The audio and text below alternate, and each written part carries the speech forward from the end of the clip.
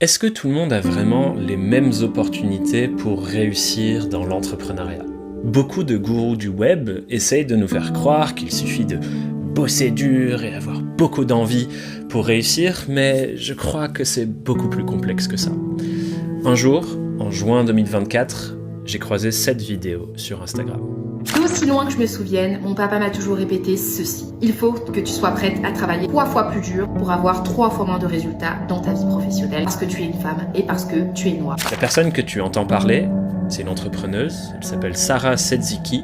Mais toi, tu la connais peut-être mieux sous le nom de Madame la Juriste. C'est le nom de son compte Instagram. Et cette phrase qu'elle prononce, c'est pas juste une punchline. C'est une réalité invisible pour beaucoup d'entrepreneurs, mais bien tangible, qui influence la vie de centaines et de milliers de personnes qui entreprennent sans avoir les plupart des privilèges de notre société.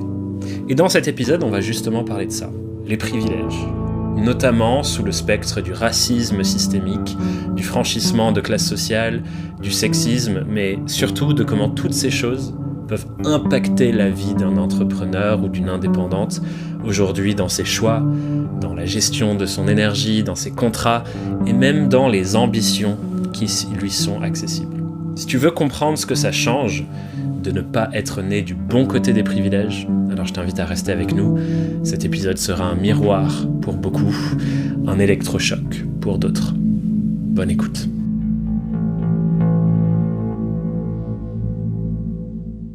Précision importante avant le début de cet épisode, dans la prise de parole que j'ai ici sur ce sujet de l'antiracisme, je suis évidemment situé. Je suis un mec blanc, cisgenre, hétéro, donc j'ai la plupart des privilèges de la société. Je ne suis pas directement concerné par le sujet. C'est la raison pour laquelle j'ai voulu inviter quelqu'un qui l'est à prendre la parole plutôt que de partager de la belle théorie, sachant que je ne suis pas directement concerné. Mais il est important pour moi de dire qu'il est grandement possible que je sois maladroit dans la façon dont je pose mes questions, dans la façon dont je discute de ce sujet avec Sarah. J'essaye de faire de mon mieux, j'essaye d'apprendre. Donc si jamais il y a un feedback que vous avez envie de me faire sur ce sujet, n'hésitez pas, ce sera vraiment plaisant pour moi de le recevoir et essayer de faire mieux pour les fois prochaines, parce que je crois que c'est important que l'on parle de ce sujet. Voilà, parenthèse fermée, je te laisse avec l'épisode. Sarah, j'aimerais commencer notre conversation en te lisant une phrase qui, je crois, a un sens particulier pour toi. Et cette phrase, c'est la suivante. Tu dois être prête à travailler 3 fois plus dur que les autres en attendant 3 fois moins de respect pour avoir 3 fois moins de résultats. Est-ce que tu peux nous dire ce que cette phrase représente pour toi ? Ça représente vraiment toute mon enfance. C'est quelque chose que mon père me disait très très souvent et qui a marqué ma manière de voir le monde, ma manière d'entreprendre, ma manière de réfléchir en fait à ma place dans le monde. Mon père, qui est issu de l'immigration, qui est congolais, qui a vécu au Congo et qui est ensuite venu en France après ses études, a vu en fait les différences qui étaient là de fait entre lui et son collègue pour avoir une promotion, ma mère et une autre personne pour avoir un poste dans son métier.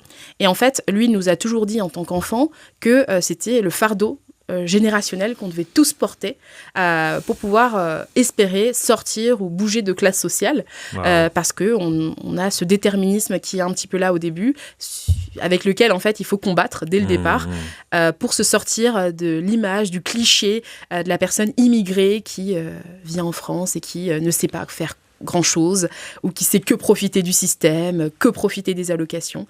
Et donc, il fallait montrer 3 fois plus, en tant que femme, en tant que personne noire, en tant que personne issue de l'immigration, que j'avais ma place. Ouais, je me dis, ça doit tellement... Voilà, on parle tous et toutes de rapports et relations au travail, en fonction de notre cercle social et ainsi de suite.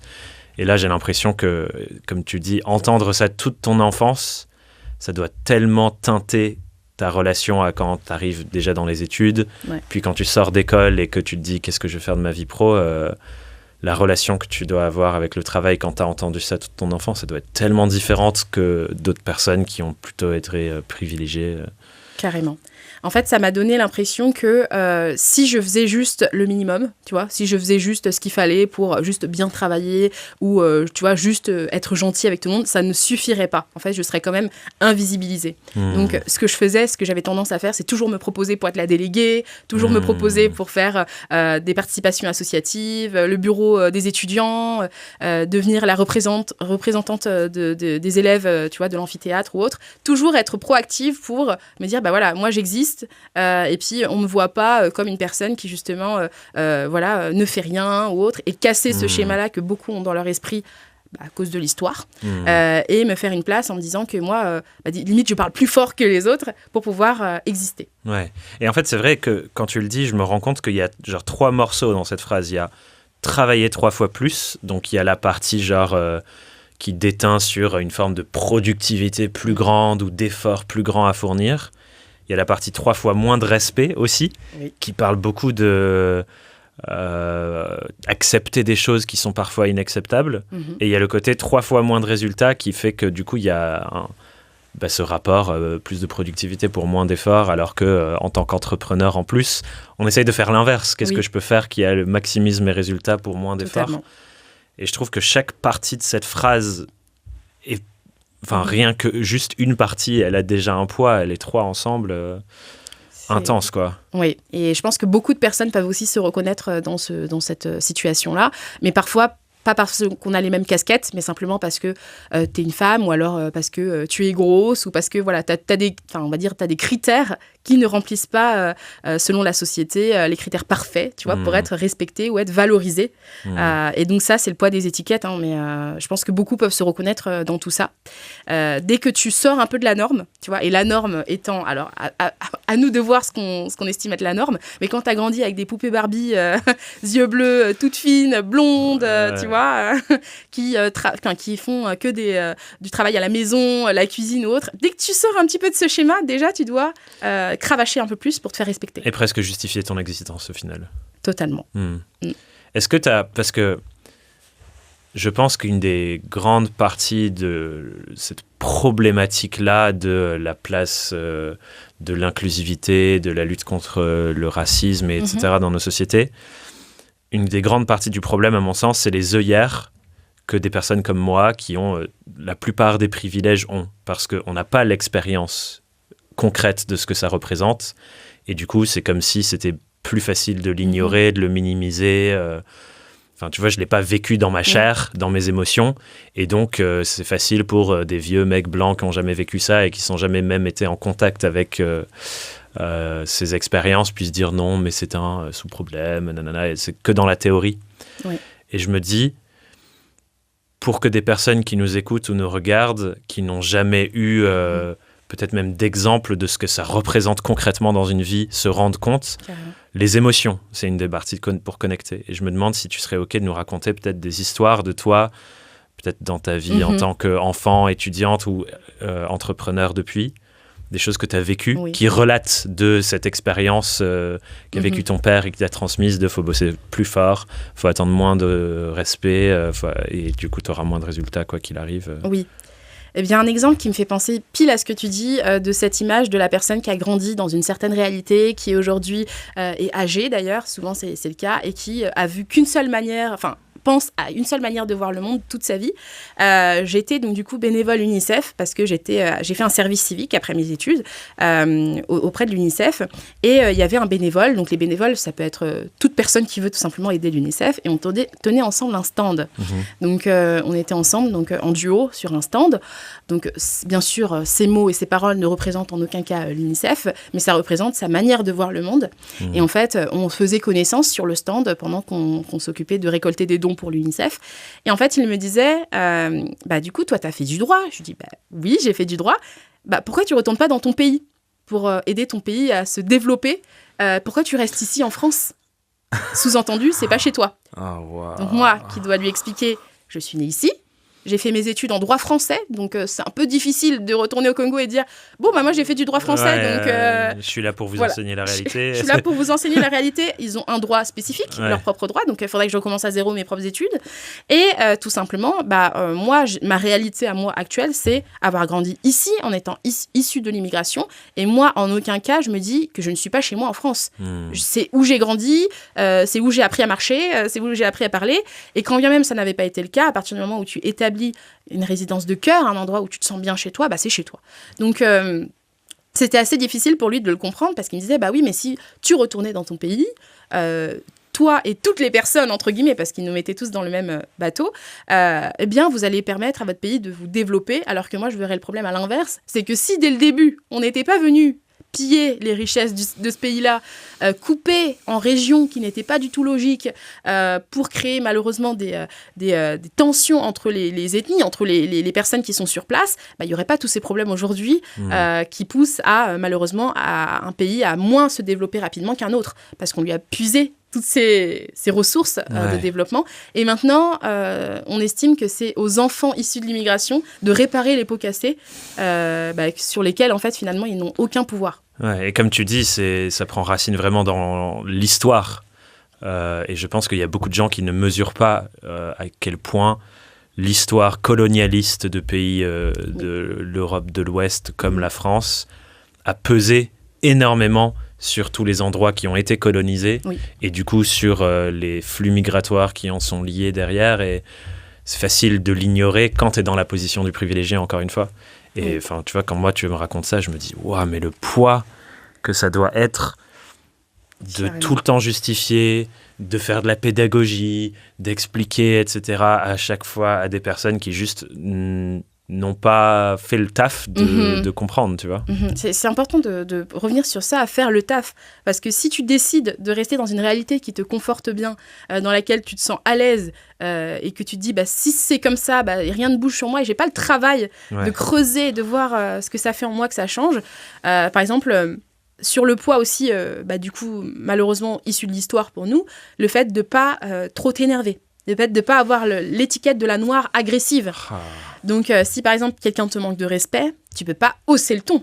Tu ne peux pas te permettre de dire « mais c'est pas possible, vous vous rendez compte comment cette personne me parle ?» Parce que sinon, hop, c'est sur toi que l'attention va apporter et les gens vont se dire, dans leur tête, ça peut activer le truc « ah, cette personne-là, c'est une noire agressive, donc sauvage, ça rentre dans bestiale. » un cliché, oh là là. Tout à fait. Alors qu'une autre personne qui va justement avoir des critères de la société qui vont être plus validés, dans l'esprit des gens, ça pourra tout simplement être juste une victime qui se fait entendre, qui se défend. Donc, une situation sur laquelle je voulais revenir, c'est un truc tout bête.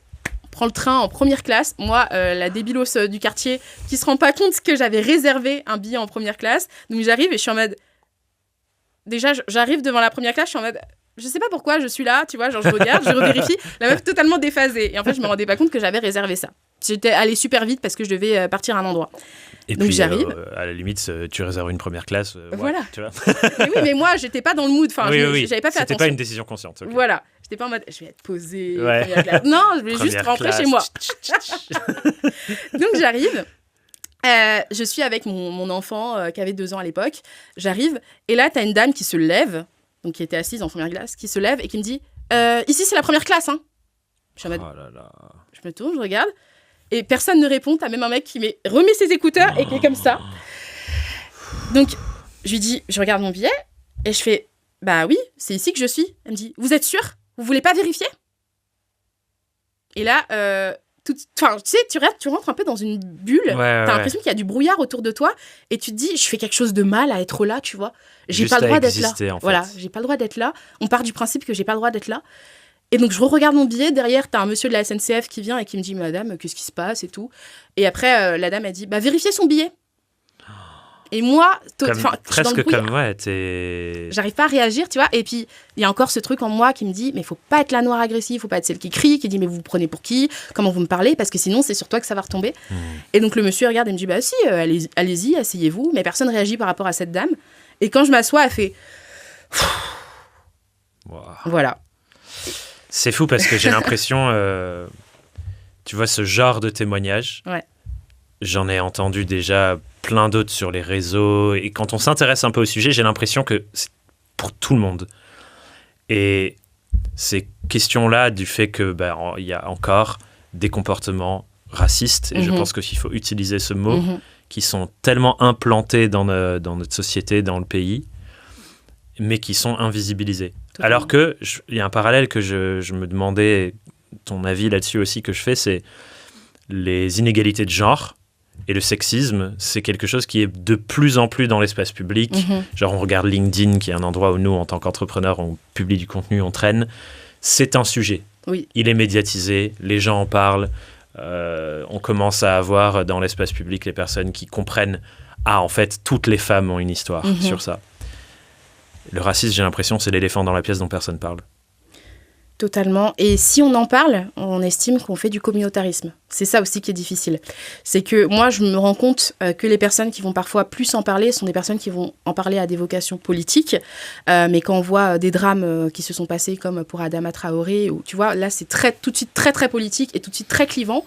Du coup, si tu prends la parole sur ces thématiques-là, ou même le Black Lives Matter, on va partir du principe que ouais, mais bon, toi, tu vas parler... Enfin, tu vois, dans l'imaginaire de certaines personnes, oui, mais toi, tu viens défendre la cause des personnes noires, mais pourquoi tu défends pas la cause des personnes qui sont des femmes battues? Pourquoi tu défends pas la cause des personnes SDF? Et en fait, on veut absolument que si tu parles de ça, il faut que ce soit minime. Tu vois, il faut pas que ce soit un axe de vie ou un combat personnel, parce que sinon, on estime que tu fais du communautarisme et que tu ne penses pas aux autres personnes qui souffrent, ou alors que tu te victimises. Ça, c'est aussi beaucoup dit. Ouais, et en fait, ce que j'entends dans les exemples que tu partages, c'est qu'à chaque fois, il y a le retournement. C'est une personne blanche, j'ai l'impression, en général, qui retourne sur toi la chose et qui, du coup, comme tu le dis, te prive d'une partie de ton spectre émotionnel. Tu n'as pas le droit à la colère, parce que si tu vas dans la colère, ça rejette la faute sur toi, alors que de base, c'est juste un comportement problématique de la personne qui n'a pas conscience du fait qu'elle recrée des schémas de domination basés sur des choses qui ne devraient pas être des outils de domination, quoi. Carrément. Et il y a aussi le côté de, comme il y en a qui n'ont pas envie de faire le travail sur eux pour re-questionner la question, mais comme pour le féminisme, de se reposer la question de est-ce que moi, vraiment, je suis alignée avec tout ce qu'on m'a éduqué, enfin, voilà, est-ce que j'ai envie de casser les schémas? T'en as beaucoup aussi qui veulent se conforter dans ce qu'ils connaissent aujourd'hui. Et du coup, si tu leur mets face à eux, voilà, un post LinkedIn, tu leur mets face à eux un post sur Instagram, ils se sentent agressés. Alors que tu leur dis rien à eux, enfin tu leur dis pas change, tu leur dis juste voici la réalité, enfin ma réalité en tout cas, comment je le ressens, et après c'est eux qui n'arrivent pas à gérer avec ça. C'est comme la personne qui m'a vue en première classe, elle, sa réalité c'était, mais non, une personne noire elle peut pas être en première classe, enfin c'était vraiment, ça se ressentait en elle que c'était bien ancré, c'était une personne âgée, et je pense que ça s'était bien ancré en elle, et que ça l'a scandalisé, ça l'a hérissé ses poils, tu vois, alors que c'était une personne, si on était bloqués ensemble, je sais pas, pendant une semaine dans un studio, et qu'elle se rendait compte que je fais caca comme elle, que je fais pipi comme elle, que je mange comme elle, que je rigole comme elle serait en mode, ah mais t'es normal en fait. Oh là là, c'est ouf, c'est ouf. Et je pense que cette notion de faire le taf, de comprendre, de questionner, de se rendre compte de nos propres comportements problématiques, c'est effectivement le nerf de la guerre. Et si je continue sur ce parallèle avec le féminisme, il y a ce truc de not all men, ce n'est pas tous les mecs qui ont un comportement problématique. En fait, si, on est éduqué comme ça, et à un moment donné, on a fait quelque chose. Et j'ai l'impression qu'on pourrait faire le même parallèle, not all white people, tu vois. Et c'est beaucoup le cas.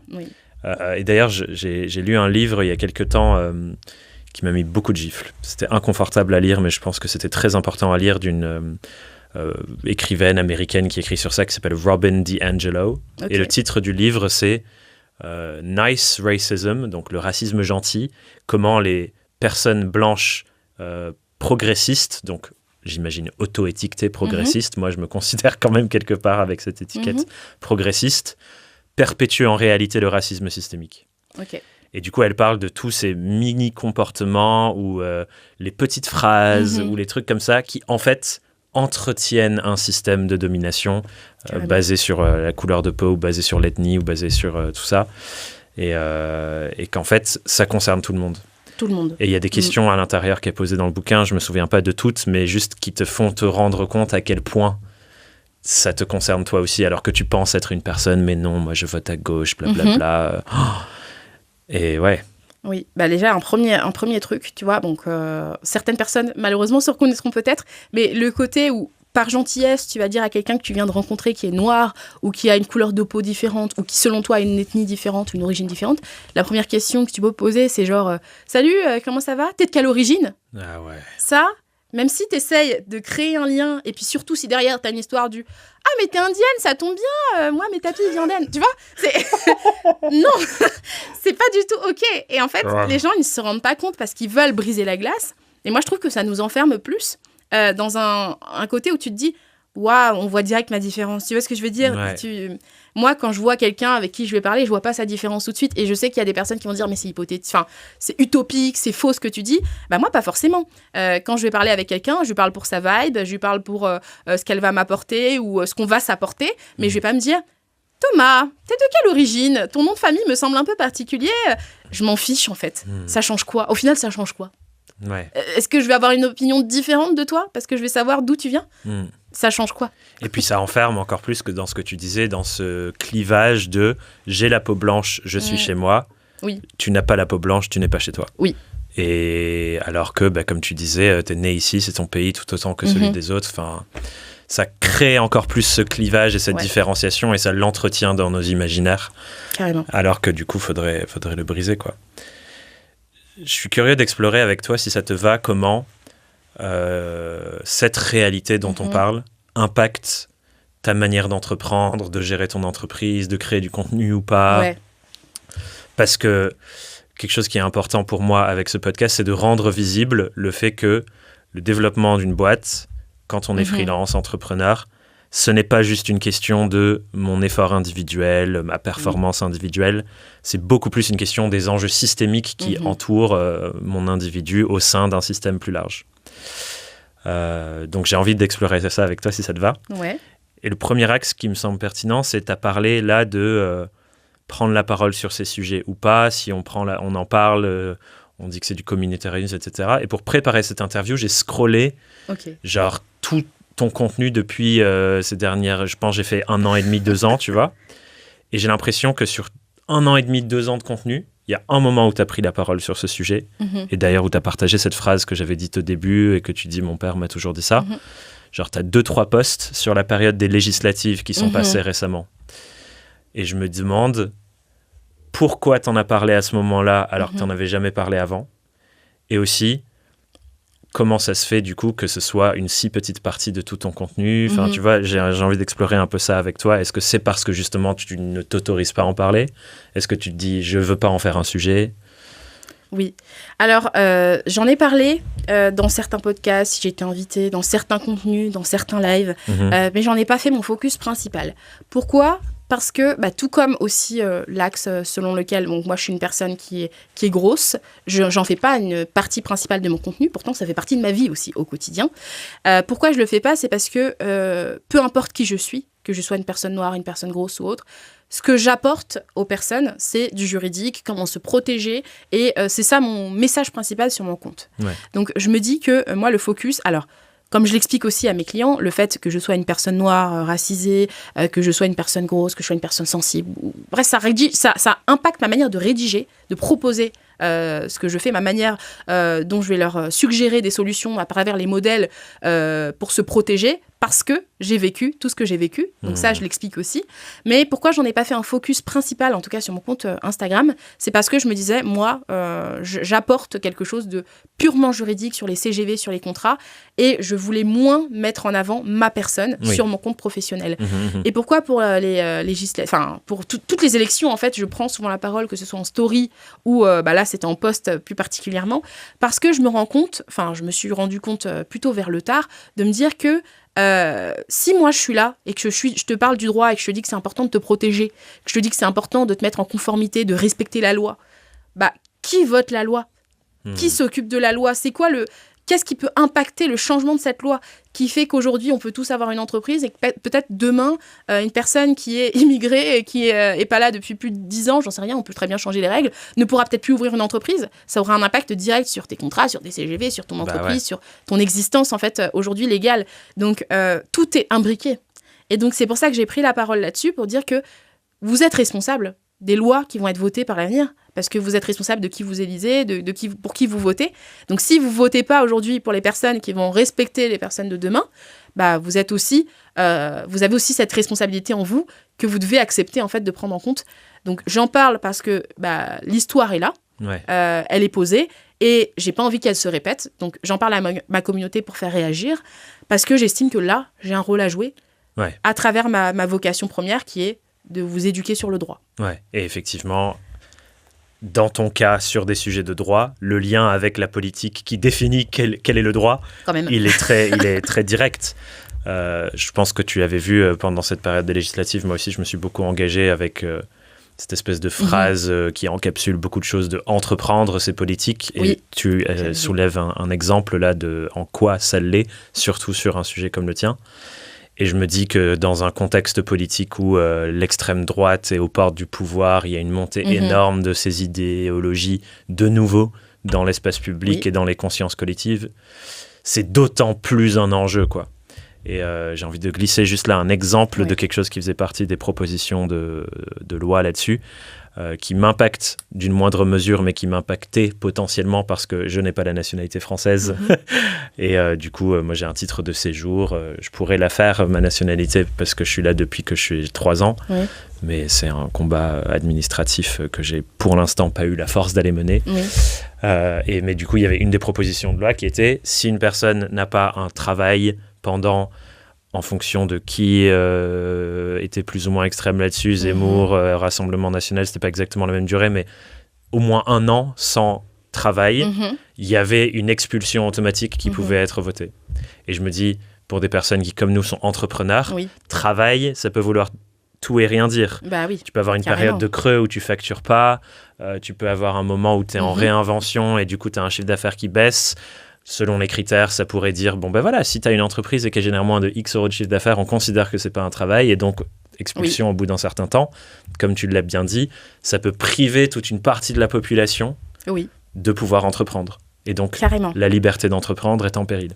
Totalement. Mais ça, c'est justement les points que les personnes ne voient pas nécessairement, parce que, encore une fois, tu es dans ta bulle de sécurité, de te dire, moi, ça m'impacte pas, dans tous les cas, donc j'en ai quoi à faire. En fait, si, peut-être que ça t'impacte, parce que la personne chez qui tu vas peut-être acheter ton pain tous les matins, qui te dit qu'aujourd'hui, elle n'est pas en situation, en régularisation, ou situation, en fait, on lui a donné une autorisation temporaire d'exercer, et elle est en train de faire ses démarches, et que si la loi évolue ou change, elle pourra peut-être plus exercer, elle va fermer sa boulangerie, et tu vas peut-être faire 18 km pour aller chercher ton pain tous les matins.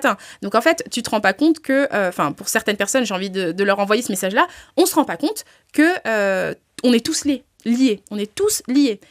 Si tu fais partie des personnes qui font vivre même une partie de Paris, tu vois, qui sont pas forcément en situation totalement, genre je suis pas nationalisée, j'ai juste le droit d'être ici et d'exercer ici, tu leur fais fermer leur commerce. Il y a beaucoup de parties dans Paris qui seront mortes.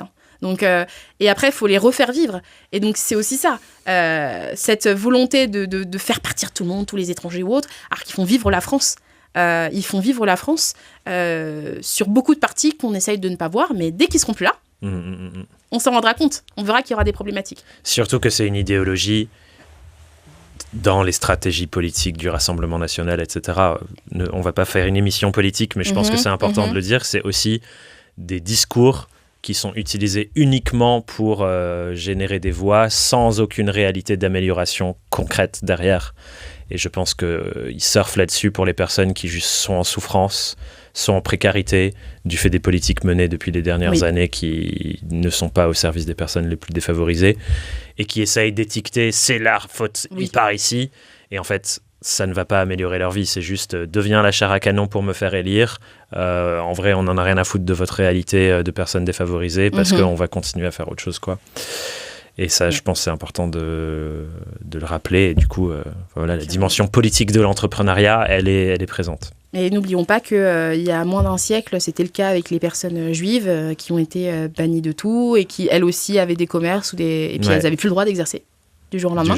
Donc ça peut arriver à tout le monde. Et si on disait les juifs avant, qui dit qu'on ne pourra pas dire les noirs de manière générale, les musulmans. En fait, on n'est jamais à l'abri. Et il faut se dire que, moi je trouve un siècle, c'est il n'y a pas longtemps. C'est je trouve clair. que c'est hyper jeune, c'est trop jeune pour se dire oh bah c'est bon, ça se reproduira jamais. Bah en fait, c'est très très jeune. Voilà.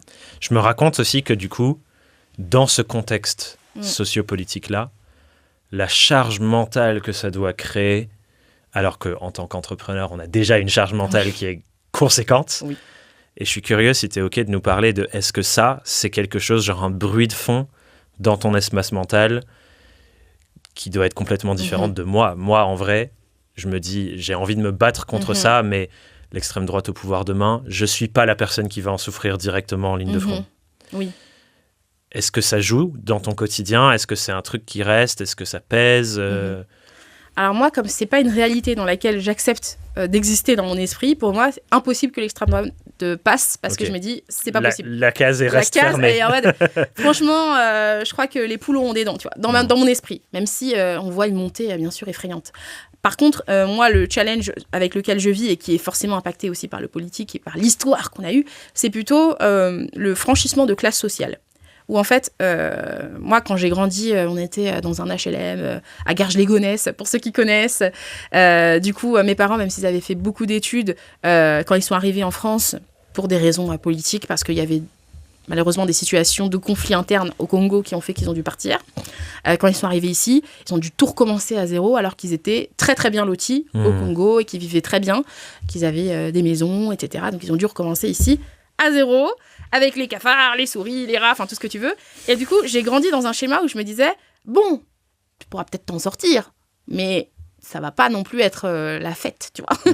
Donc, faire tes études, comme tes parents te disent de le faire, te dire, je vais me surpasser, je vais réussir à atteindre un certain palier, pour au moins être à l'aise, ne manquer de rien, payer mes factures et tout.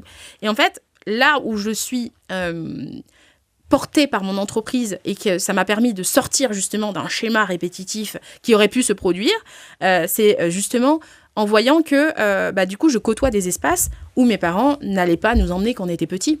Même aller au restaurant, tout bête, mais aller au restaurant, waouh. Aller dans des hôtels pour des déplacements d'affaires, ou parfois je vais dans des hôtels et je me dis ouais, je me sens peut-être plus proche personnellement de la personne qui va ranger ma chambre ou qui va être derrière la réception que les personnes qui vont partager les repas avec moi dans les pièces, parce que j'ai l'impression qu'on est dans des réalités totalement différentes. Et pour autant, j'ai l'impression que grâce à mon entreprise, je change progressivement de classe sociale, j'accède à des espaces que je ne connaissais pas avant, même le truc tout bête de la première classe, voilà, je ne connaissais pas avant. Eh bien, j'ai l'impression que là, il y a un combat interne qui me dit jusqu'où Sarah, personne noire, peut aller sans que ce soit problématique.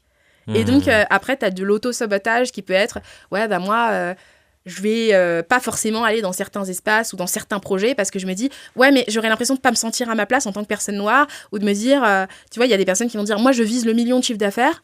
Ok, tu peux viser le 1 million de chiffre d'affaires. Moi, le 1 million de chiffre d'affaires, c'est de me dire, quel impact ça aura par rapport à ma place sociale dans la vie, de me dire, je vais côtoyer peut-être des personnes qui auront un certain niveau de vie, mais qui n'auront jamais connu ce que moi j'ai connu avant, tu vois. Donc, et moi, j'ai pas envie de me retrouver là, j'ai pas envie de me retrouver un ovni parmi des personnes qui auront atteint un palier, mais qui ne sera pas si éloigné de là où ils partaient dès le départ. Ouais, ça crée du coup tout un truc à l'intérieur de toi, de questionnement, qu'une personne, dans mon cas, n'aurait pas. J'aurais pas ce bruit mental et ce questionnement et ce truc de l'inconfort généré par... Et c'est fou de se dire, je ne vais pas aller cibler des choses où, entre guillemets, j'augmenterai mon confort matériel, même si on sait bien sûr que c'est accompagné de plein de problèmes. Il y a des nouveaux problèmes plus on avance dans notre réussite en termes de chiffre d'affaires de l'entreprise, et c'est tellement pas le seul facteur. Mais je trouve ça fou de se dire que ça existe, ce poids en plus que tu vis. Et je pense que ça parle de cet enjeu des représentations. Oui, totalement. Le fait que ça existe, c'est parce qu'il n'y a pas la représentation de une personne comme moi peut. Voilà. Est-ce que tu as eu des représentations comme ça, toi, dans ta vie, dans ta jeunesse sur le tard, parce que à part regarder en fait, des personnes célèbres qui sont noires, mais qui sont pas du tout dans des domaines dans lesquels je vais exercer, mais tu vois, la politique, Michelle Obama, Barack Obama, enfin tu vois, des personnes où tu te dis, waouh, c'est quand même vachement loin, je ne vise peut-être pas la même chose, Beyoncé, je ne vise pas d'être une star internationale, voilà. Oprah. Voilà, Oprah, non, problématique un peu, mais okay. non mais voilà, non parce que y a sur certains points où je suis pas ok avec elle, mais du coup, je me dis, ces personnes-là sont pas du tout dans mes domaines. Et en fait, j'ai l'impression qu'il faut faire le show, tu vois. Il faut faire vraiment des choses grandioses pour avoir ta place en tant que personne noire. Et là, mon exemple, la personne qui me représente le plus, qui me donne le plus d'espoir, entre guillemets, de me dire, vas-y meuf, vas-y, tu peux le faire, c'est Kelly Massol. Je sais pas si tu vois Les Secrets de Loli, qui a une marque de cosmétiques et qui se développe de plus en plus. Elle a fait partie de Qui veut être mon associé. Et en fait, elle investit dans beaucoup de boîtes, etc. Donc, je connais pas son origine exacte. Pareil, je me pose jamais la question. Je sais juste qu'elle est racisée, voilà. Et du coup, là, en termes de représentativité, ça me parle parce que je me dis, ok, c'est possible. Elle a aussi connu un environnement, une enfance qui n'était pas non plus qui la prédestinait pas forcément à faire ce qu'elle fait aujourd'hui. Et je me dis, ça fonctionne en termes de représentativité, mais pareil, elle est dans une marque de cosmétiques, dans le juridique pur et dur, comme moi je fais aujourd'hui. À part des avocats, j'aurais pas vraiment de repères pour me dire, ok, c'est ok d'avoir une entreprise qui grandit ou qui a rempli certains paliers, sans pour autant froisser les autres, parce que personne n'a, je trouve, dans mon domaine précis, ouvert la voie à cette possibilité.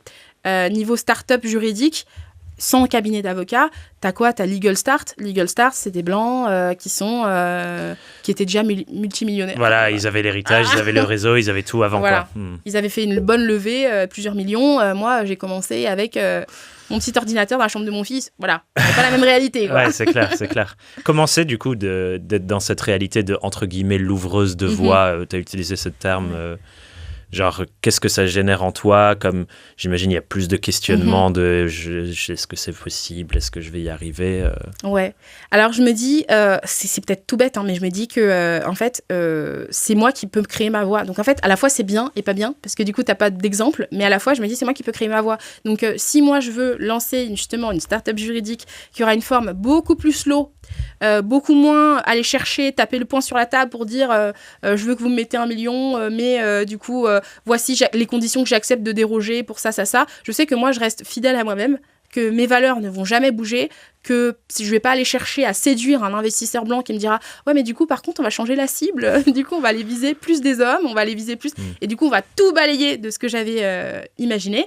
Je peux rester 100% alignée à moi-même et créer et façonner l'entreprise qui me ressemble, même si j'ai moins de fonds et que ça prendra peut-être plus de temps qu'une personne qui a été aidée, mais effectivement après on voit très bien entre une direction d'une certaine entreprise, une start-up juridique qui va avoir vocation de viser justement des hommes cis blancs, et une personne qui va avoir vocation à viser toutes les personnes qui se sentent exclues de tous les systèmes et qui ont envie de se lancer dans l'entrepreneuriat pour évoluer, pour changer de classe sociale, pour casser quelque chose qui a été mis autour d'eux, une sorte de cage dorée.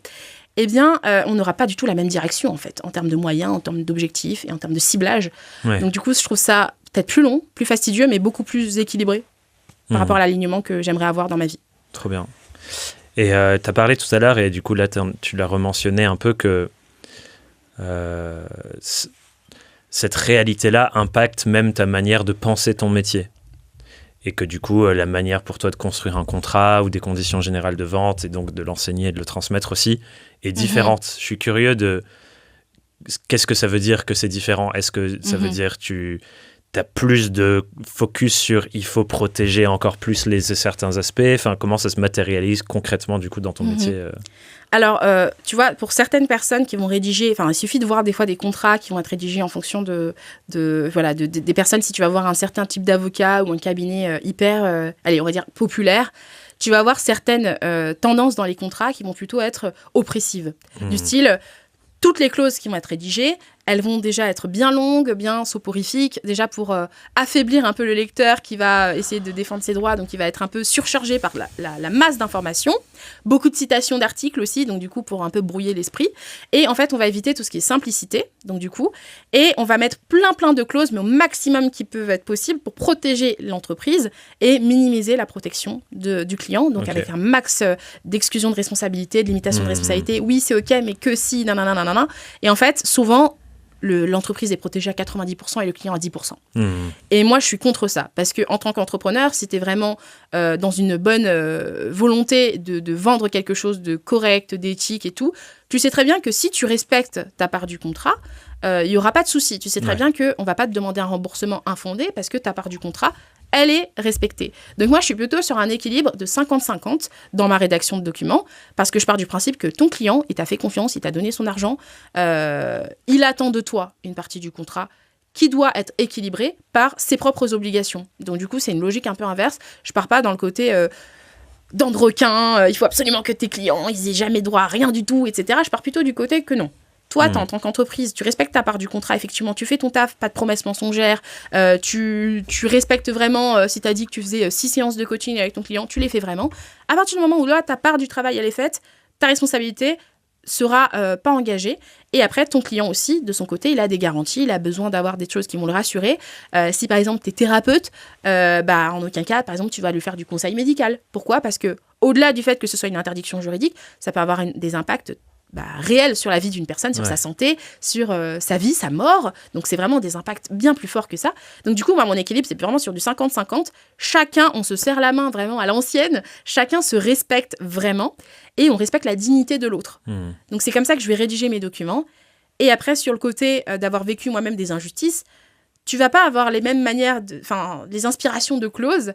Tu vas pas avoir le même côté un peu sournois de te dire, voilà, ça risque d'arriver. Ouais, le client qui va pas payer, moi, je sais l'impact que ça peut avoir dans mon frigo, par exemple. Alors, il y a des personnes qui sont tellement déconnectées de tout ça, qui vont avoir des fonds dès le début. Et du coup, quand elles vont rédiger leurs documents, elles vont pas se penser à toutes les subtilités de ton domaine d'activité. On pourrait te la faire à l'envers. Voilà. Donc, moi, je vais plutôt me baser vraiment sur... Moi, si demain, je suis thérapeute et que mon client me pose un lapin et que ça fait 6 séances qu'il ne vient pas, quel est l'impact sur ma vie de tous les jours ? Donc, du coup, ça va m'inspirer les meilleures conditions pour suspendre le contrat, pour résilier, pour pouvoir même parfois blacklister un client. Donc, du coup, l'intégrer directement dans les contrats par domaine d'activité en me mettant à leur place. Ce que j'entends, si j'essaie de reformuler, c'est que le fait d'avoir vécu des violences normalisées qui viennent de racisme ou des inégalités sociales et ainsi de suite, ça crée que, j'ai l'impression qu'il y a un truc de ça s'arrête avec moi et j'ai envie de faire en sorte qu'il n'y ait pas ce genre de violence normalisée dans les contrats que je vais rédiger pour mes clients et pour moi. Et d'un autre côté, il y a une sensibilité qui est plus présente à ce qui pourrait se passer et ce qui peut être présent comme violence normalisée dans les relations contractuelles. Et j'ai envie de bien protéger les gens de ça aussi. Carrément. Et je veux que tout le monde comprenne, mais aussi bien le client que l'entreprise. Parce que la barrière du droit, c'est aussi la barrière de la compréhension. Raison aussi pour laquelle il y a plein de gens qui ne s'intéressent pas aux politiques, parce qu'on ne comprend pas toujours. Plus on rend la chose complexe et difficile et inatteignable, et qu'on te dit, il faut regarder l'Assemblée nationale qui parle pendant 3 heures... et que c'est soporifique et que c'est lourd, moins tu vas t'y intéresser. Alors que si c'est accessible, si c'est adapté à toi, si c'est simple pour toi de le comprendre, bien sûr que tu vas plus facilement aller exercer tes droits. Et du coup, il y a des personnes qui peuvent se dire, mais moi, du coup, je préfère avoir les côtés contrats bien blindés, comme ça, mes clients, hop, ils y comprennent rien, je suis protégée à 90%. Ouais, mais la relation client, elle est où ? Le respect de l'autre, il est où ? Une personne a le droit d'exercer ses droits de toute façon, mais à partir du moment où tu lui expliques tout simplement, par exemple, vous achetez un produit digital qui est accessible depuis votre site internet et les liens sont envoyés immédiatement, le droit de rétractation ne s'applique pas parce que la loi le précise. Du coup, tu lui expliques simplement, la personne, elle lit tes CGV, elle n'est pas débile, elle comprend, elle sait qu'elle ne va pas te harceler, te dire rembourse-moi, fais ci ou fais ça, alors que, ironiquement, la personne qui va tomber face à des documents compacts, qu'elle ne va pas comprendre, qui vont être difficiles à comprendre, va te poser des questions de cet ordre-là. Est-ce que je peux être remboursée ? Est-ce que je peux résilier le contrat ? Est-ce que je peux faire ci ou ça ? Parce qu'elle ne va même pas comprendre la solution qui est mise à sa portée, qui est censée être normalement comprise par elle. Donc, le respect de l'autre, pour moi, ça passe aussi par la compréhension. On comprend les règles, c'est comme le Uno. J'aime bien donner cet exemple, mais je trouve qu'il est important. Quand on joue au Uno, chacun a sa manière de jouer au Uno. Tu vois, on pourrait jouer ensemble et tu vas me diras peut-être, non, mais le +2 sur le +4 et tout. Mais en fait, si on reprend les règles du jeu du Uno, il ne nous parle pas en martien. On reprend, on regarde très clairement quelle carte peut faire telle ou telle chose. Et voilà, c'est simple. Donc, tes CGV, tes contrats devraient être aussi lisibles que les règles du Uno, parce qu'on repart sur les mêmes bases sur lesquelles on s'est mis d'accord dès le début. Donc, le problème, c'est qu'on a tendance à toujours tout complexifier pour trop se protéger. Et au final, on manque de respect aux clients, aux personnes qui nous font confiance. Qu'est-ce qui fait pour toi que... Parce que je me raconte l'histoire, et c'est peut-être une histoire que je me raconte, mais que quand on a vécu des violences de ce type et que du coup, tu vois, il y a bourreau-victime, on pourrait vouloir inverser le truc et se dire, j'en ai marre, à mon tour de profiter, et boum, on réinverse et on se dit, on tombe dans ce truc sur les contrats, par exemple, de je me surprotège, je vais faire en sorte que c'est à mon tour de gagner, j'ai assez souffert, c'est fini. Qu'est-ce qui fait que toi, tu es dans cette posture de ça cesse avec moi? Ouais. Je pense que ça dépend aussi beaucoup de la personnalité de chacun. Tu as des personnes qui vont être de nature revancharde et qui vont se dire non, il faut que je prenne une revanche sur la vie, il faut que ce soit comme ci, comme ça, il faut que je leur montre. Faut que si jamais justement j'ai une entreprise qui décolle, il faut absolument que ça se voit. Tu vois, tout va être dans le paraître. Et moi, c'est plutôt, je sais que c'est OK avec moi aujourd'hui. Ce que j'ai vécu, d'un côté, a fait de moi qui je suis. J'aurais préféré peut-être que les choses soient différentes, mais je sais que ça fait de moi qui je suis. Donc, comment je peux utiliser ça aujourd'hui pour avoir un impact là où j'aimerais avoir de l'impact? Et du coup, je le vois plutôt comme ça. C'est plutôt, on a fait une petite recette, tu vois, une petite tarte. Alors ouais, c'est peut-être pas une tarte au potiron et ça a peut-être tourné au vinaigre, mais c'est une tarte. On peut faire quelque chose avec, on peut se nourrir, on peut faire des choses intéressantes. Donc du coup, je me vois plutôt comme les éléments de mon passé qui font de moi qui je suis, mais que j'ai aussi le choix aujourd'hui d'être qui je veux. Et j'ai aussi le choix aujourd'hui, parfois, de me dire, moi, je vais aussi refuser de travailler avec des personnes qui ne vont pas avoir les mêmes valeurs que moi.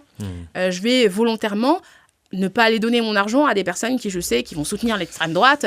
Il y a aussi ce pouvoir-là qu'on a aujourd'hui, qui, même si on a eu un passé qui nous définit, en partie, on a aussi le pouvoir sur le futur et se dire, aujourd'hui, moi, mon argent, je ne le donne pas aux personnes qui vont faire des choses qui vont soutenir des actions qui vont aller à l'encontre de mes valeurs. Et donc mon pouvoir va être aussi dans mon argent et dans ma parole, tout simplement. Oui, et dans comment tu construis tes services. Et dans exactement. Un peu l'empreinte, les conséquences, les effets secondaires de ta manière d'entreprendre, de gérer ton entreprise, d'avoir des relations avec tes clients. Et les partenariats aussi. Pas choisir des partenaires qui... tu sais, qui sont à milieu de ce que tu véhicules comme valeur. Aussi sur la vision de l'entrepreneuriat. Ça, je pense qu'elle est aussi parfois biaisée sur non, mais l'entrepreneuriat, tout le monde peut réussir. Non, tout le monde ne peut pas réussir. En tout cas, pas forcément avec ses cartes de départ. Aujourd'hui, on part du principe que tout le monde est dans notre situation. Peut-être on se dit, tout le monde a de quoi manger tous les jours. Tout le monde a un toit au-dessus de la tête. Tu as des personnes qui sont dans des situations beaucoup plus précaires. Donc, tu leur dis, tout le monde peut réussir. Il y a quand même ce facteur, soit de travail, soit du coup de chercher à sortir davantage de cette situation précaire avant d'aller te lancer dans l'entrepreneuriat. Donc, je ne sais pas toi comment tu te positionnes là-dessus, mais moi je trouve que tout le monde peut réussir.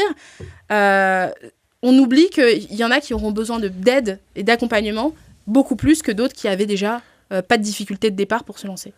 Clairement, je trouve que c'était quelque chose sur lequel j'allais arriver petit à petit, donc c'est formidable, tu me tends la perche. Il y a ce discours sous-jacent dans beaucoup de contenus dans notre écosystème et ce truc de tout dépend de ton influence individuelle. Ouais. C'est-à-dire, quand on veut, on peut, tous ces trucs-là. Et d'ailleurs, récemment, j'ai vécu une expérience intérieure avec moi-même assez inconfortable où je me suis dit, allez Thomas, sois pas bête, va écouter ce que raconte Yomi Denzel. Okay. Oh. Et parce que j'ai beaucoup de jugements sur cette personne, notamment de sa relation avec Oussama Ammar et tout, et je me suis dit, ok, vas-y, moi j'aime bien faire ça, va écouter les gens avec qui t'es pas d'accord, va voir, sois pas bête, ne tire pas de jugement hâtif. Et donc je prends un de ces épisodes YouTube qui met en mode podcast à chaque fois, qui s'appelle genre 10 ans de business en 40 minutes, un truc comme ça. Et je commence à écouter le truc.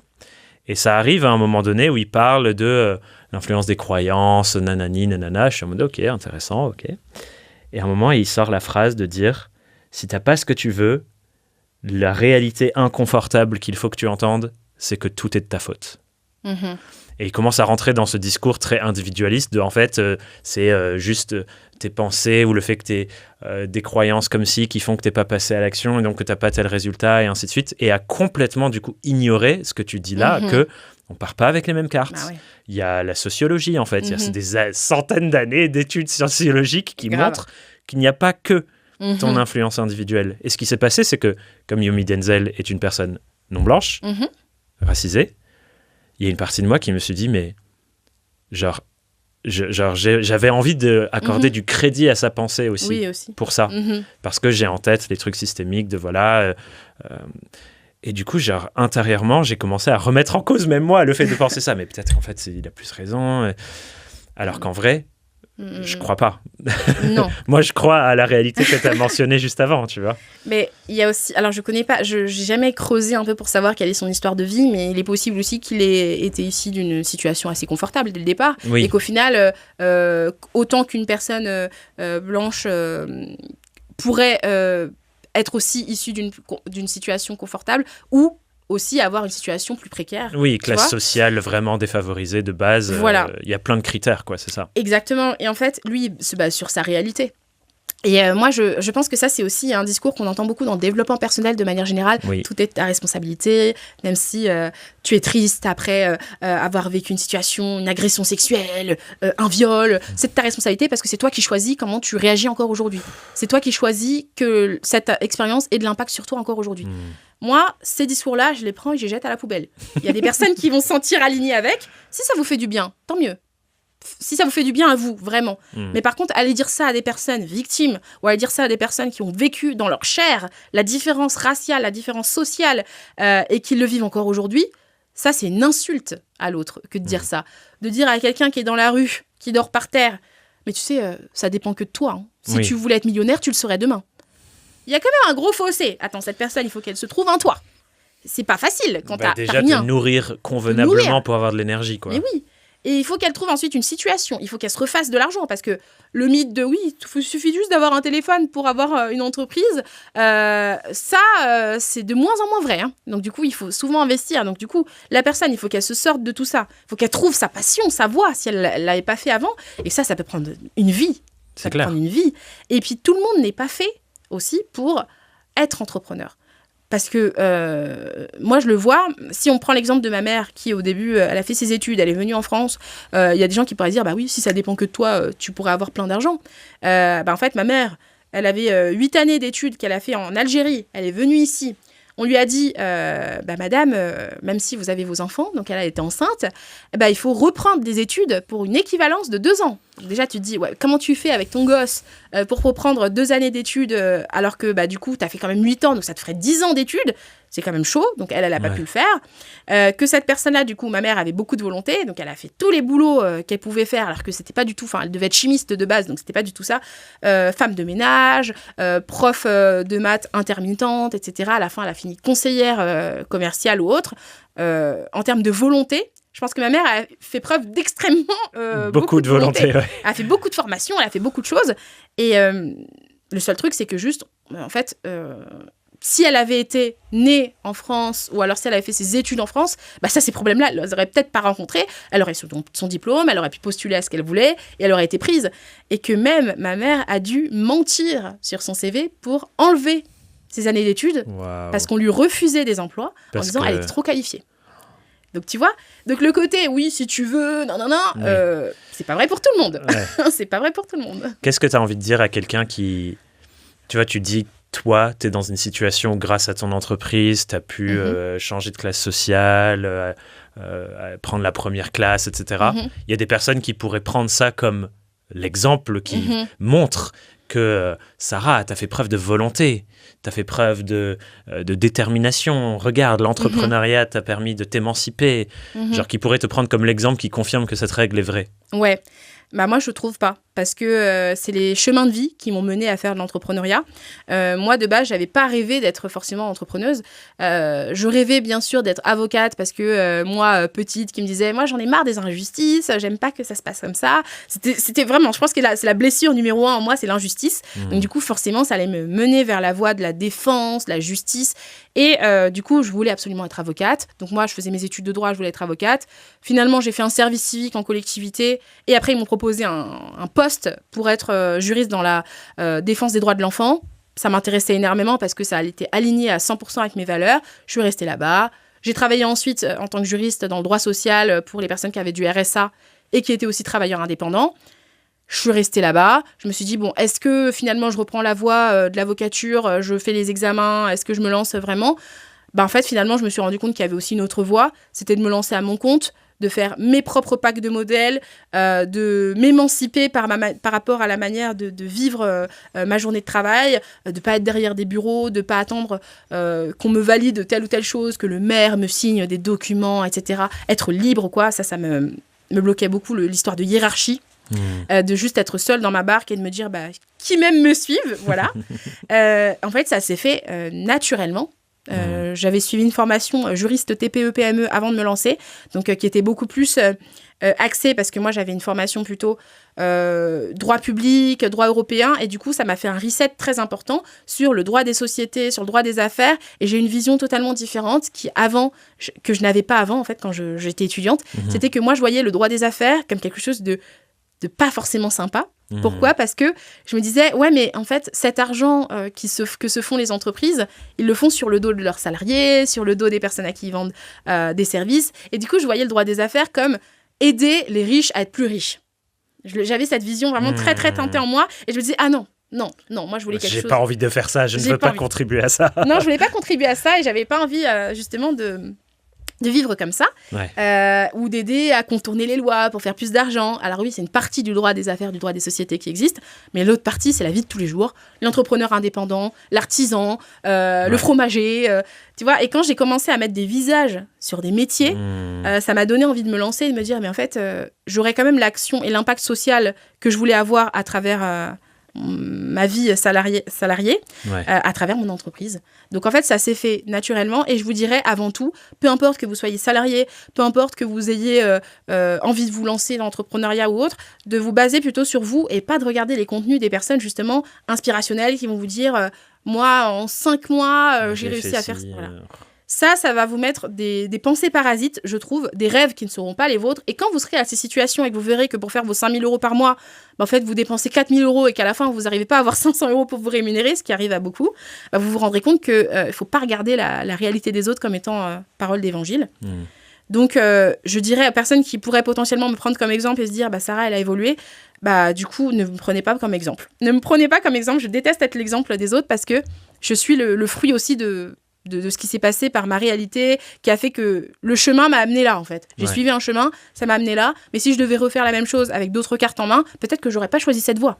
Et puis, c'est pas pour autant que, j'ai envie de le nommer de façon précise, c'est pas parce que pour toi, avec ces conditions, ça a fonctionné comme ça, que ça veut dire que c'est l'équivalent pour absolument toute personne qui pourrait se retrouver dans des conditions similaires. C'est pas...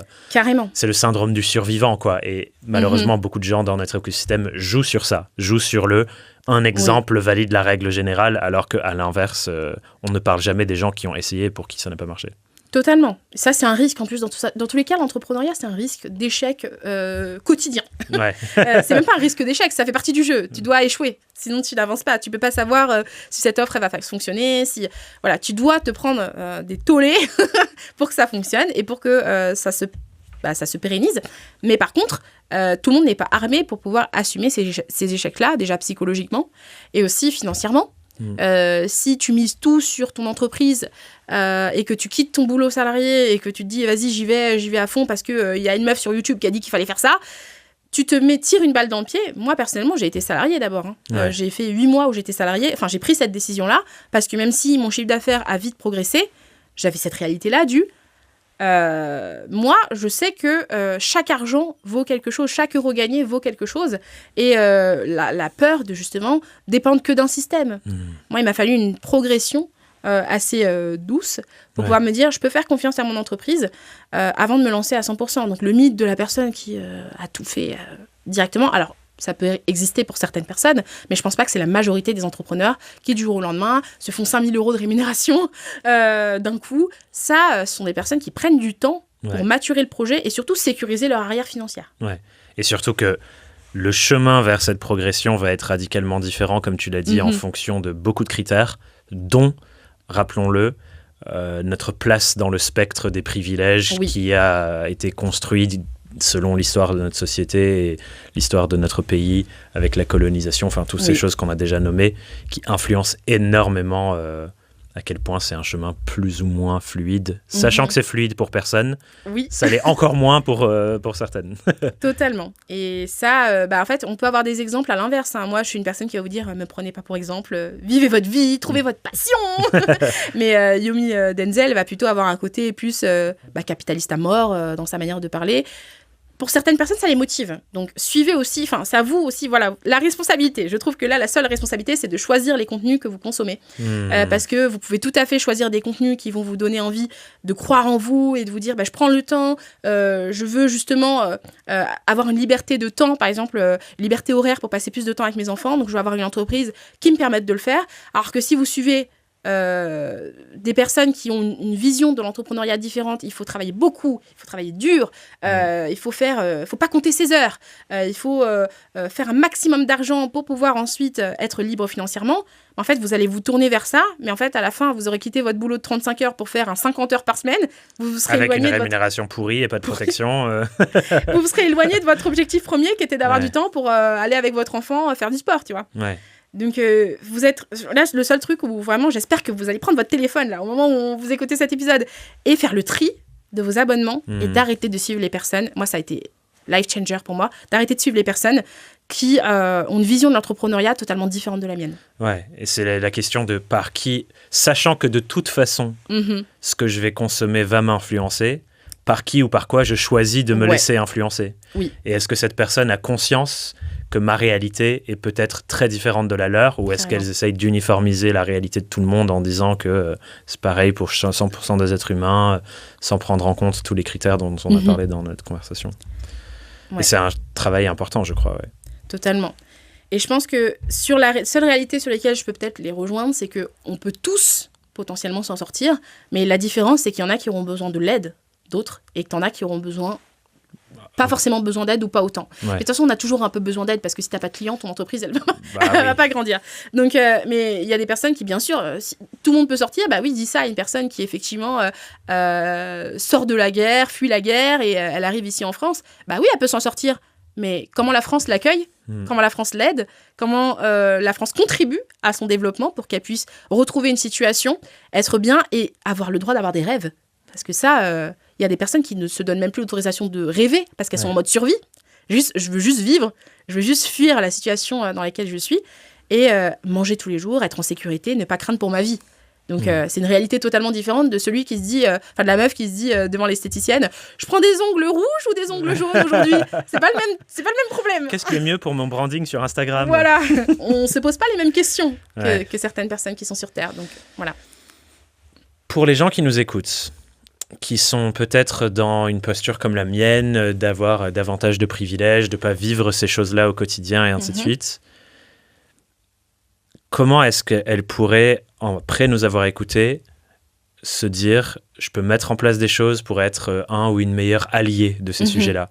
Alors là, on tombe dans le fait que malheureusement, je te demande de faire de la pédagogie et pas à eux de faire le taf par elles-mêmes, donc... Peut-être faites le taf par vous-même aussi, mais tant qu'on est là, si tu es OK, tu peux aussi me dire non et on termine sur ça.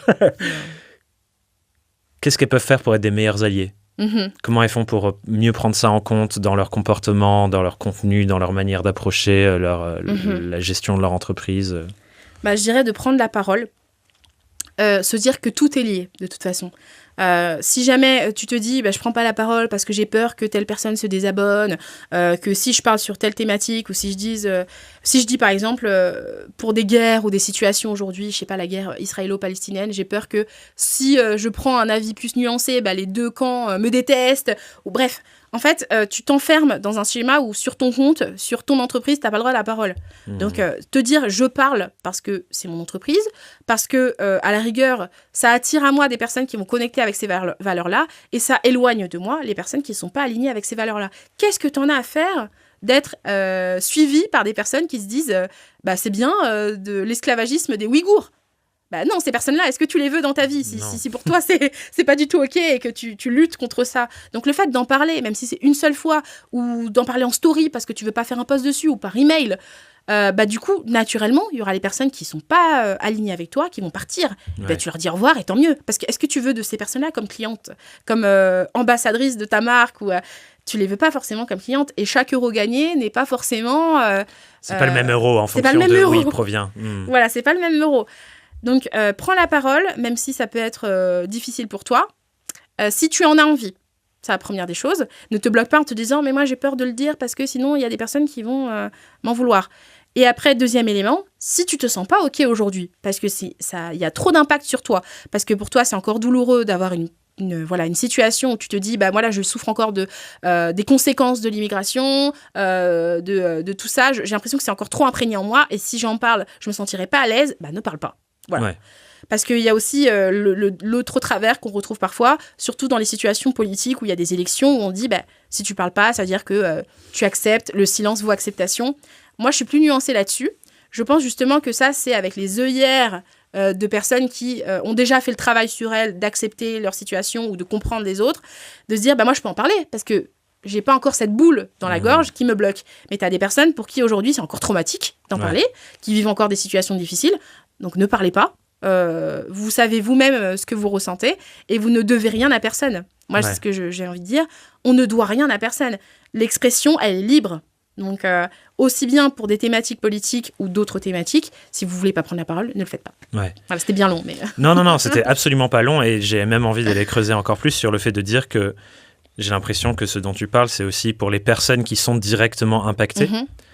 Et la prise de parole, je crois qu'elle est aussi très importante pour les personnes qui ne sont pas directement impactées et qui ont le privilège de ne pas être directement impactées. Et c'est la situation dans laquelle je me trouve moi. C'est de dire... Parce que c'est trop facile de se dire, c'est pas mon sujet, c'est pas moi. Genre, moi, je suis pas concerné, donc pourquoi prendrais-je la parole ?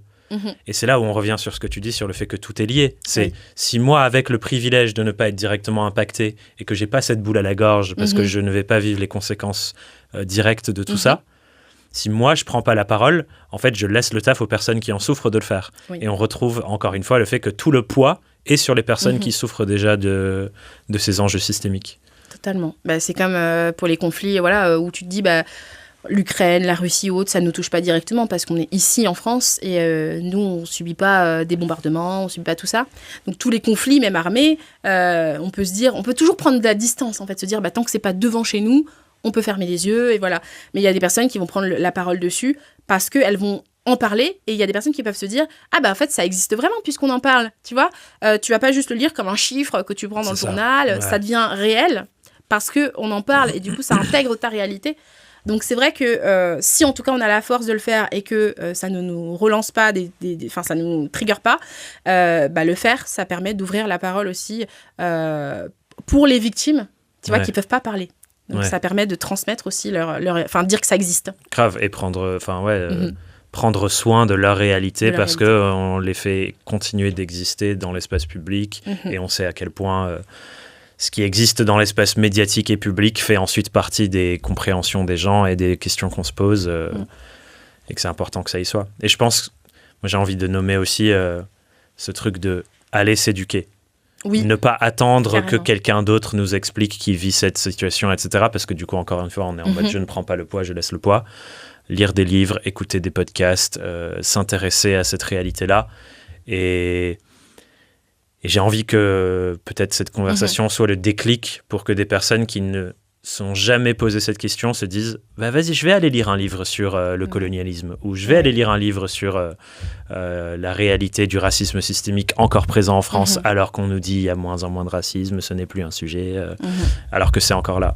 Et ça, je pense que c'est important à faire pour des personnes dans ma situation privilégiée de personnes blanches ou mecs cis hétéros, de se dire je vais faire la démarche moi-même, je vais pas attendre. Et ceux qui n'osent pas lire des livres ou qui n'écoutent pas beaucoup de podcasts, sauf celui-là, bien sûr. Bien sûr. Regardez même des films. Tu vois, il y a des films qui sont super bien faits. Pour comprendre l'histoire et la réalité, moi, je sais que mon époux, qui est aussi issu de l'immigration, mais une autre, parce que lui, il est d'origine polonaise, lui, au début, il comprenait, parce qu'il a grandi toujours avec beaucoup de mixité raciale, mais il comprenait pas nécessairement mon vécu en tant que personne noire en France. Et du coup, on allait beaucoup au cinéma, regarder des films. Ça lui permettait aussi de comprendre la réalité aussi bien afro-américaine que la réalité parce que c'est pas la même réalité des personnes noires qui sont issues, qui sont en France. Et du coup, le fait de voir des films qui sont bien faits, pas les films, voilà. Oui, parce qu'il y a film et film sur ce regarder. sujet. Après, il y a aussi des films très hollywoodiens et tout. Mais ça dénonce quelque chose et ça montre une réalité, dans tous les cas, qui peut être intéressante à intégrer. L'histoire de l'esclavage, qui n'est pas la même que moi en tant que personne noire issue de l'immigration, que mes ancêtres ont forcément, peut-être connue. C'est pas la même réalité, entre les Noirs qui sont issus de l'esclavage aux États-Unis que les immigrés du Congo, dont je suis issue de naissance. Donc, en fait, aussi s'éduquer là-dessus, regarder des films, être curieux. Mais c'est vrai pour les Noirs, c'est vrai aussi pour l'histoire des Juifs aussi en France ou dans le monde. Ouais. S'éduquer, si on n'arrive pas à lire, regardez des films. Franchement, ça peut se faire assez simplement. Vous le calez, vous en regardez un, même par trimestre, et vous allez vous rendre compte qu'en fait, parfois, vous avez peut-être même des idées ou des préjugés ou des choses parce que vous ne connaissez pas l'histoire. Ouais. Et une fois que vous la connaissez, vous allez voir que ça déconstruit plein de choses en vous. Oui, et on commence à prendre conscience de plein de petites choses qu'avant, peut-être, on ne voyait pas dans notre quotidien, et là, qui deviennent visibles parce qu'on a les câbles neuronaux qui sont branchés sur ces trucs-là, alors qu'avant, c'était pas le cas. Et ça fonctionne à l'inverse aussi, dans les périodes de propagande. Ils font exprès de beaucoup jouer sur les vidéos que vous allez voir, sur les contenus que vous allez consommer. Donc, en fait, c'est comme se dépropagander. Ouais, grave. Et d'aller chercher toi-même la vraie histoire, l'histoire véridique qui peut être corroborée, si vous aimez bien vérifier les faits, par des écrits des personnes victimes elles-mêmes, par les théoriciens, les personnes qui étaient là aussi sur place, qui peuvent en témoigner. Oui, parce que, ce sera un sujet pour un prochain podcast, mais il y a histoire et histoire. Oui. Il y a des personnes qui réécrivent l'histoire pour emmener les consciences dans une direction plutôt que dans l'autre. On va arriver, Sarah, sur le petit rituel de fin que j'aime bien sur ce podcast, où je demande à chaque personne qui passe au micro de contribuer une question. Une sorte de grande collection de questions pour déclencher des chemins de pensée pour les gens qui nous écoutent, des conversations, parce qu'un jour ce sera un jeu de cartes et les gens pourront tirer une des questions et partir en conversation là-dessus. Et j'en ai tiré une au sort pour toi, qui vient de l'épisode 94 avec Marie Le Troidec. Et cette question, c'est: est-ce que dans ta vie, tu as banalisé certaines douleurs, certains maux qui te traversent régulièrement et que tu prends pour normal maintenant? Certains mots qui me font aujourd'hui réagir. MAUX pour le coup. Ça peut être des douleurs ou de la charge où tu te dis, juste ça est devenu normal. Et que, du coup, c'est parce que tu les as banalisés. Ouais, alors ça peut être aussi... moi je pense que c'est la fatigue générale. Le fait de porter de la fatigue parce que tu vas mettre beaucoup d'énergie à faire quelque chose ou essayer d'être perfectionniste sur certains points et tu vas pas écouter cette fatigue qui grandit en toi, qui est là en te disant mais en fait t'en fais trop, tu vas trop loin, tu fais trop. Et en fait c'est juste que être fatigué ou dire là je peux pas, c'est ma limite, je peux plus, il faut que je m'arrête, c'est quelque chose qui dans mon enfance c'était pas forcément ok, tu vois, même quand j'étais malade, fallait quand même y aller, il fallait quand même toujours être à fond, tu vois. Et donc le fait aujourd'hui d'entendre, tu vois, ce mot-là, de se dire t'as le droit d'être fatigué, t'as le droit de plus en pouvoir, t'as le droit d'être allé au bout de ce que tu pouvais donner et de te reposer, tu vois. Donc le mot, je pense que je ressens le plus là en moi, tu vois, c'est juste, je pense que j'ai été très souvent fatiguée et que j'ai tiré et que là je suis dans une période où j'ai un peu eu le fruit négatif, le fruit pourri de toute cette fatigue qui s'est accumulée et que ça a pu faire ressortir en moi plein de choses, tu vois, en tant que femme, ça a un impact sur ton cycle menstruel, des dérèglements très forts, hormonaux. Et tout ça, c'est silencieux. Parce que la fatigue, si tu la négliges longtemps, tu vas pas forcément te rendre compte des fruits directs. Mais après, ça a un impact très long terme sur toi, sur ta vie. Et du coup, là, un peu rééquilibrer tout ça et de me dire, j'ai le droit de ressentir cette souffrance, ces mots-là, et de me dire, voilà, la fatigue, c'est OK, mais la laisser s'installer, ça ne l'est pas. Est-ce que tu penses que le fait... Et je me permets cette question parce que je trouve que ça fait lien avec toute notre conversation, ta réponse. Est-ce que tu penses que le fait de banaliser, voire ignorer cette fatigue et cette énergie basse qui vient du fait de tout le temps charbonner, c'est lié à cette éducation de faut en faire 3 fois plus pour 3 fois moins de résultats, et donc tu ne t'autorises pas à lâcher en fait. Oui, c'est ça, totalement. Je pense que c'est en 100%, en tout cas moi dans ma réalité, c'est 100% lié à ça. C'est, mais si tu baisses les bras, t'es pas suffisamment valorisée ou t'es pas suffisamment performante, tu vois. Il faut être dans l'action, il faut toujours être dans l'action et pas dans la passivité. Donc c'est en lien totalement avec ce devoir que j'ai, en tout cas en moi, de me dire tu dois ça à la fois pour toi, mais à la fois pour l'honneur de ta famille et l'honneur de tes ancêtres. Tu vois. Fascinant. Ouais. Merci beaucoup pour tous tes partages. Je vais te demander maintenant si tu en as envie de contribuer, toi aussi, une question. Pour les gens qui nous écoutent, pour que l'épisode de podcast ne se termine pas maintenant, mais qu'il y ait encore des pensées qui naissent, ou pour quelqu'un qui le tirera dans un jeu de cartes dans le futur, quelle question est-ce que tu as envie de poser ? Alors, quel conseil tu pourrais donner à la toi ou le toi d'il y a 15 ans ? Voilà. Comment tu pourrais lui parler si aujourd'hui tu étais face à lui par rapport à l'entrepreneuriat, par rapport à ta vie aussi aujourd'hui de manière large ? Comment tu lui donnerais les clés pour pouvoir mieux avancer plus tard ? Donc on a l'occasion de parler avec notre nous du passé. Qu'est-ce qu'on lui dit alors qu'on est 15 ans dans le futur ? Ok. Voilà, trop bien. Ça peut être intéressant. Cool. Merci beaucoup. S'il y a des gens qui ont envie de te répondre et venir te dire justement qu'est-ce que je dirais à mon moi il y a 15 ans, où est-ce que je peux les envoyer pour suivre ton travail, discuter avec toi ? Directement sur mon compte Instagram. Ils peuvent même me faire des vocaux, des petits messages pour papoter ensemble. J'ai du coup un compte Instagram qui s'appelle Madame la Juriste. Donc du coup, ils peuvent directement m'écrire pour qu'on puisse continuer la discussion de ce podcast. Trop bien. Eh bien, je mettrai le lien dans la description pour que les gens puissent te retrouver. Merci infiniment. J'espère que j'ai bien rempli ce que j'essaye de faire avec ce podcast et cette conversation. C'est des sujets qui sont délicats, difficiles, mais je crois très importants. Donc, merci beaucoup d'être venu témoigner. Ça m'a beaucoup touché de parler avec toi. Merci beaucoup. C'était un plaisir. On se sent très, très à l'aise et ça passe très vite en tout cas. Ouais. Donc, j'espère que vous prendrez aussi du plaisir derrière cet épisode comme on a pu le faire. Merci beaucoup. Bye. Merci à toi. Et voilà. C'est bon ?